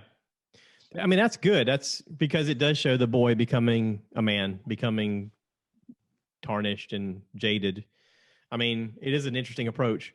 Gene Hackman playing Lex Luthor in the first movie is campy, but also like you hated him. Like as soon as you saw him, you're like, I just don't like this guy. You know, that's part of your role as the bad guy is to be hated. It's like how Christy feels about Michael Scott in The Office. She can't stand it. She says she can't watch the show because he's so awful. Like she just can't stand him. It's difficult to watch him in scenes in especially the first season and some of the second season. It's very difficult to watch him in scenes and go, I just don't get it. Like the rest of the show, the other characters are very interesting, especially Dwight. The inner dynamics of Dwight and Jim. Yeah, their back and forth is really funny. And Pam's funny in the beginning, but like most broads, you get them pregnant and I'm just kidding. I was thinking, what would Dwight say? Well, did you happen to see the episode when Pam applied for the real estate job in Philly, and she went to the real estate office, and the guy that she was supposed to interview with, she's like, "Holy crap, he's Michael Scott." Yeah. I mean, that kind of. I didn't like that guy, but I can stand Michael Scott. I don't know why, but he was fine to me. But Chrissy cannot watch him; she hates it. Well, I thought it was really interesting later on when they became friends, and you get to see that the whole time he was doing all this, a lot of it was his own insecurities, but also he realized that if they hated him, they would bond as a team. And that really wasn't ever said, but he did mention it to Jim. He also mentioned it to Dwight. He's like, as long as they don't like me, then it builds the team stronger. Well, you see the evidence of what it is when his last day when he's moving. Yeah. And like Pam runs to the airport just to make sure that she gets to say bye to him. Yeah. Here's this guy that apparently is just this, horrible boss and just makes their lives crap, but yet they're friends. Yeah. Yeah. Well, and he, constantly pushed the envelope of what you should say and what you should do in an office. And listen, we've all worked with people like that and immediately your first thought is, why are you doing that? You shouldn't be doing that. Someone should stop you. I can't believe HR is not involved. It's like the whole time you're like, and you're the boss? Like, come on, you should have more professionalism or something, especially in the early episodes when he's like, saying inappropriate stuff to people and touching them the way he shouldn't. And it's like, did they just tell him just go wild with this and we'll tell you when to stop? And then they just never said stop. Look, I don't know how Steve Carell came up with the character. I mean, I know the story's based off a UK version of the same show that had Ricky Gervais. But Ricky Gervais has never been that like just. Well, and it's funny that they had him on the show. Yeah, they did. The little interaction with them, going through, I forget what they were going through, but they like had a little conversation in passing. And I was like, oh, this is kind of cute. Yeah. But listen, back to villains. Okay. Yeah, sorry. We got sidetracked there. So not that your opinion doesn't matter, but yeah, we'll strike that one from the conversation. So we'll strike that one from the conversation. I still think it, but we'll leave that one alone. You know what? I have to go back and rewatch it because apparently that was one of your favorite movies because you listed Val Kilmer as your favorite Batman, and you got Mr. Freeze as your favorite villain by Arnold Schwarzenegger. Yeah. I just wanted to I wanted to wait and let that breathe for a minute because right now other people are turning the radio up and going, what did he say? Did I hear that right? So anyway, send all your comments to. I lost a lot of credibility with some people apparently. Send all your comments to 5and40@gmail.com via Greg Steele. If you roll it up in a $20 bill, he'll open it first. So make sure you do that because he'll really appreciate that. And that'll help him, buy gum so that he can chew while he's on his walk to work or something. Yeah. So he'll call me and be like, why am I getting $20 bills sent to my email? You're welcome. So that's all I got for my 3 year. Is that worthy of 3 years? Is that just nutty enough? I try to do like an all-encompassing, we are the world, Star Wars, Marvel Universe, craziness. I mean, kind of all together. Yeah. Well, I mean, I think we touched on a lot of different aspects of those. I feel touched. Do you feel touched? I always feel touched when I'm around you. What if I touched you with this? Oh, scratch it. Oh, that feels so good. I mean, it's not 5 hours of drinking and eating pizza and wings, but hey. Yeah, sometimes you have to adult. You can't recreate greatness like that. I still can't believe I did that. There's some things that you do in life and you're like, wait, was I a part of that? Oh, I was. Oh, I orchestrated it. Oh. Here's my thing about it that I can't believe is that actually you say that you have people who actually listen to the whole 5 hours. Yeah. Like not just our group, but there's literally people out there who listen to us just completely. Hey, Bert Kreischer said the same thing about his pirate episode where he sang a pirate song. He got really, really drunk and just made up a pirate song. He's like, I can't believe people actually listen to that. Yeah. This guy did. But was it 5 hours? The song itself was probably about 6 minutes long, but it was an hour-long podcast where he was really drunk and he lost track of what he was saying a lot. And I enjoyed every minute of it. It kept me wide awake. I was giggling the whole time. You know why? Because it felt like I was hanging out with my friends. And that was the point. That's it. Yeah. That's why I had a blast doing that one. I had a blast doing this one. I have a blast doing every time with you, man. And I apologize we haven't done it sooner. Well, we got to adult. That's what we have to do sometimes. Yeah, sometimes. I don't like it, but we do. Yeah. All right, buddy. Well, I'm gonna wrap this up. Thank you for being on here. As always, I always appreciate it. And if everybody's wondering where Treadaway's gone, you can find him at. What are you talking about here, huh? Where they want to come see you. The thing is if you want to come see me, you got to give me a call because I got to let you in because it's a private little RV park. Yes, but if they had an RV and they wanted to park their RV. If you have an RV and you want to come to one of the best RV parks in the nation, you can come to Carolina Pines on Highway 90 outside Conway. And it is one of the most unbelievable RV parks you'll ever see in your life. I'm proud to be on the ground floor of what is going to be their flagship place. The company I work for has about 600 properties, and this is their flagship right now. And if you happen to be there, say, hey, is that guy Josh Treadaway here? He'll pop around the corner and be like, somebody call for me?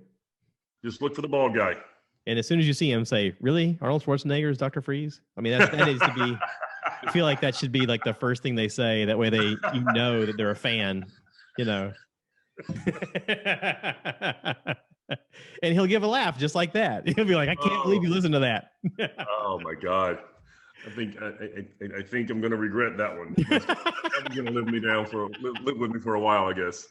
That's going to be the new good people. I'm sure there's people out there listening right now who have RVs and like, hey, I happen to go to that campground. Maybe I will tell them. Really? Arnold Schwarzenegger is Mr. Freeze? Watch the movie. I'm going to have to go back and rewatch it. Listen, I'm okay with the fact that I'm wrong a lot of times, and I could be wrong on this. So I'm willing to give it a shot. Just say it. I haven't watched it in a few years. Maybe I should watch it again. Maybe I need to readjust. But when I saw it, when we left the theater, I was impressed. Were you sober when you watched it? I was sober when I watched it. Okay, maybe that's a problem. That was a problem. That's always a problem. You can't watch anything sober. Yeah. You don't get the gist. I think other than going to the theater to watch it, because that was what we did when we were young. That's the only thing we had to do. I think I watched it at the house like maybe once. And even then I was like, I can't believe they made this. Like I kept saying that over and over again. I can't believe they made this. Like somebody greenlit this. It was very campy. I'm not going to greenlit this idea.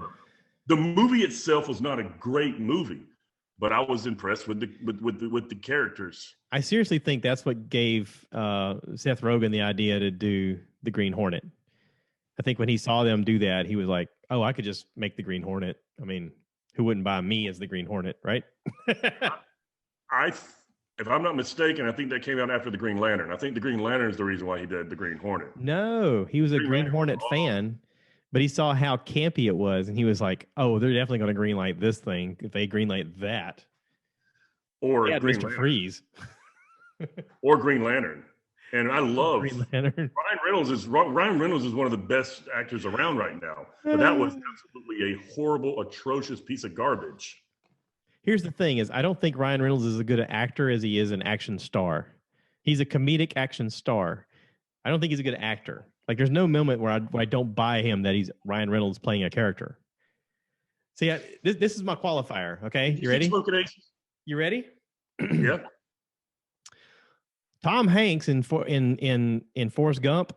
Nobody watched that and didn't yell, "Run, Forrest, run!" We all knew it was Tom Hanks, but we all forgot it was Tom Hanks because he's that good an actor. Okay? In Castaway, he made us give a crap about a volleyball when Wilson's floating away and he's yelling, "Wilson!" and he's crying. He's such a good actor. He made us give a crap about a stupid volleyball. And not once did I think Tom Hanks is there and he's on an island and there's like cast around him. I never thought about the cast. I thought about him. Okay. Fair enough. Ryan Reynolds, even if he's playing Deadpool, which is the perfect role for him. Not once do I ever forget that it's Ryan Reynolds playing Deadpool. Ryan Reynolds has never had a part where I've forgotten that it's Ryan Reynolds. Same thing with so I work with a lot of younger people and they say Matthew McConaughey is their favorite actor. And I'm like, okay, other than him playing in True Detectives, never once have I forgotten that I'm watching Matthew McConaughey. True Detectives on HBO season 1, you forget you're watching Matthew McConaughey play a character. He is that good in that show. That is his. I know he won an award for Dallas Buyers Club, but still, when he's in that role in True Detective, season 1, he was with Woody Harrelson, right? Yeah. He is that good in that show. I mean, there's especially this one scene where they're following him through he's supposed to be undercover and making a drug deal and everything goes sideways. And they have a scene where the camera follows him for about 5 full minutes of chaos happening, people getting shot, him running in and out of buildings. And like, you forget you're watching a show. You forget you're watching actors. You forget that at any moment they could just go, "All right, cut." Like, Ryan Reynolds is just Ryan Reynolds. Like, look, there he is. He's got the Deadpool suit on. That's great. Okay, fair enough. That's my qualifier. Okay, fair enough. Vincent D'onofrio, when he's playing, Gump in Full Metal Jacket, you forget you're watching an actor. When he's playing Kingpin, you forget you're watching Vincent D'onofrio. He is the character. You're right. He is the character. You forget about the fact that they're a person and they're playing the role, and you buy into them as the role so much that you're like, "Holy crap!" That's why, there's certain actors you just want to give them the award, right? I mean, what is it? What is the DiCaprio when he's in Blood Diamond? Him and the other guy, the African guy, I always get his name wrong. It's got a really hard name to say. Both of them should have got an award for Blood Diamond. It's an amazing movie as far as acting goes. I mean, holy crap. River Phoenix on Mosquito Coast. He was a kid and he stole the whole movie. I mean, you can't take your eyes off of him the whole movie. You're like, Jesus, look at what this guy's going through. I mean, that's the level of acting I'm looking for when I say actor. Fair enough. For me to give respect, not, "I'm going to freeze you to death."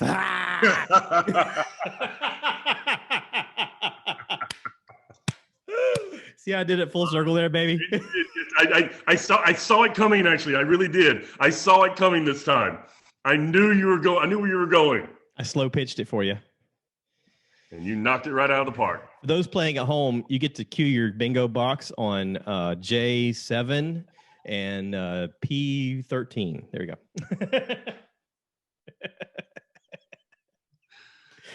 Oh, Jesus. All right. That was too much fun. Real quick, did I see pictures that were a Star Wars themed birthday party that you had at the pool this past Saturday? Yes, you did. That was awesome. That was very thoughtful of Dan and Lori to do that. Yeah. And happy birthday. The eye was Boba Fett, just to let you know. Yeah, it's pretty darn cool. I got 2 shirts. I got this one and I got a Mandalorian one that I'll wear next time. But yeah, this one's cool. It says the cavalry has arrived. Yeah. I saw the picture. You showed me. You sent the picture. I saw it. It looks awesome. It's only got the 4 guys. Right. One of the guys is missing. This is Crosshair, so it's not him. This is Wrecker. I think this is Echo and Tech or Hunter. I'm pretty sure it's Tech. One of the guys is missing. I don't know who's missing from the shirt, but I thought if they were going to like exclude anybody, they might exclude Crosshair because of the way the story's going, but they included him. So I thought, okay, well, I don't know what's going on there. So, but anyway, it was a very cool thing to have. Cheryl actually made me some lemon treats. I like little lemon treats. And I've realized it comes from my Granny Peak. My Granny Peak used to make like lemon meringue pie and stuff like that. Little lemon squares things. And lemon squares and she used to somehow, make a little cookie that had lemon in it. And I know it sounds silly, but it just makes me happy. No, it's not silly, man. It's little things. I mean, like, yeah, I've been searching for someone who makes banana pudding like my grandmother. Like I can't eat banana pudding most of the time because it's just like it doesn't do it justice. Yeah. So, well, I don't know what she did or how she made it special, but she did something. I mean, other than just the love that she put in it. But yeah, that's what it is. I mean, I know my Granny Peak used to have bananas until they started turning brown, and then she would use actual vanilla wafers and she would crush it all up and together. But you're right. There wasn't usually any measuring involved. It was always, I've done this 1,000 times. I'll just make another one. Yep. So, and on that note, a good note. So, brother, I really appreciate you taking the time and doing this with me, and I'm glad I had the time to do it with you, and hopefully we'll do it again soon, okay? Okay. To everybody out there, if you want to say howdy, please do. We always encourage you to be part of the podcast. Check out Greg Steele's podcast, 5 and 40. You can actually, when you're searching for it, you have to type in the number 5, IN, the number 40, and then write Greg Steele, STEELE. It'll come up. It's got a neat little logo with a key on it and a little interesting little logo that he made himself. This week's episode is probably one of his best ones. I highly recommend checking it out. Also, my buddy Danny McWilliams has a podcast, Sonderlings Podcast, where he's playing the game Troika, which I hashtagged the name Truck Butter. Funny enough, I Googled it, and it does say a Russian truck to deliver dairy products. So kind of funny that the name Troika just randomly popped out of my head like that. But Danny's doing really good things over there at the Sonderlings Podcast. It's like a game show. If you listen to it, it's a lot of fun. So check it out. Let them know that I sent you. Check out Love, Death, and Robots. Let me know what you think. Tell me your favorite episodes.